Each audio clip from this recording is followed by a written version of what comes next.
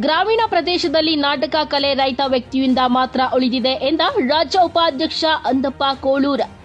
ಕೊಪ್ಪಳ ಜಿಲ್ಲೆ ಕುಕನೂರು ತಾಲೂಕಿನ ರಾವಣಕಿ ಗ್ರಾಮದ ಗ್ರಾಮೀಣ ಪ್ರದೇಶದಲ್ಲಿ ಓ ಗೆಳತಿ ನೀನಿಲ್ಲ ನನ್ನ ಒಡತಿ ಅರ್ಥಾತ್ ಮುಳ್ಳು ಮಾಡ್ಯಾಳ ಮಾತು ತಪ್ಯಾಳ ಎಂಬ ಸುಂದರ ಸಾಮಾಜಿಕ ನಾಟಕ ಪ್ರದರ್ಶನ ಹಲವಾರು ಬಡ ರೈತಾಪಿ ಜನರಿಂದ ಮನ ಪರಿವರ್ತನೆಯಾದ ಈ ನಾಟಕದ ರಂಗಭೂ ಕಲೆಯನ್ನ ಈ ಗ್ರಾಮೀಣ ಭಾಗದಲ್ಲಿ ಜೀವಂತವಾಗಿ ಉಳಿಸಿ ಬೆಳೆಸುವಂತಹ ಹೊಣೆಗಾರಿಕೆ ಈ ಗ್ರಾಮದ ಸಾಮಾಜಿಕ ಪ್ರತಿಯೊಬ್ಬ ರೈತ ವ್ಯಕ್ತಿಯೂ ಹಾಗೂ ಯುವಕರೇ ಈ ನಾಟಕದ ಕಲೆಗೆ ಇವರೇ ಸಾಕ್ಷಿಯಾಗಿದ್ದಾರೆ ಎಂದು ತಾಲೂಕು ಪಂಚಾಯಿತಿ ಮಾಜಿ ಉಪಾಧ್ಯಕ್ಷ ಕಳಕಪ್ಪ ಕಂಬಳಿ ಅವರು ಈ ನಾಟಕವನ್ನ ಉದ್ಘಾಟಿಸಿ ಮಾತನಾಡಿದ್ದಾರೆ.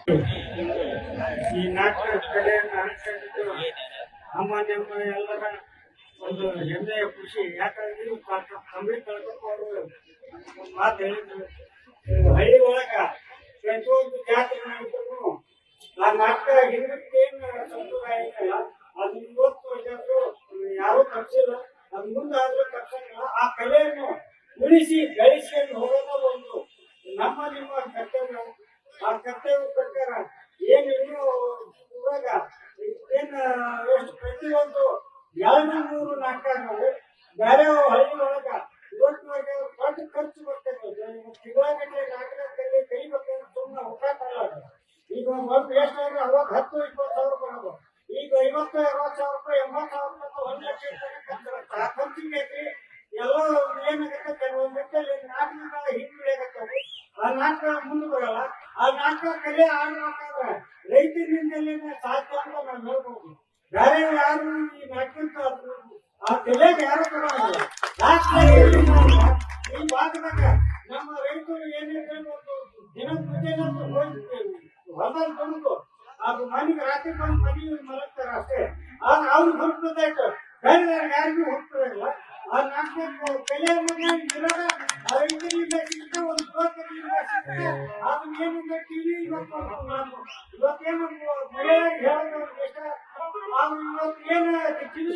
ಈ ವೇಳೆ ರೈತ ಸಂಘದ ರಾಜ್ಯ ಉಪಾಧ್ಯಕ್ಷ ಅಂದಪ್ಪ ರುದ್ರಪ್ಪ ಕೋಳೂರ ಹಾಗೂ ಅರವಿಂದ ಗೌಡ ಪಾಟೀಲ್, ಗ್ರಾಮ ಘಟಕದ ಅಧ್ಯಕ್ಷರಾದ ಬಸಪ್ಪ ಕಮತರ ವೇದಿಕೆಯಲ್ಲಿ ಇದ್ದ ಗಣ್ಯ ವ್ಯಕ್ತಿಗಳಿಂದ ಈ ಜ್ಯೋತಿ ಬೆಳಗಿಸಿ ಈ ನಾಟಕವನ್ನ ಚಾಲನೆ ನೀಡಿದ್ದಾರೆ.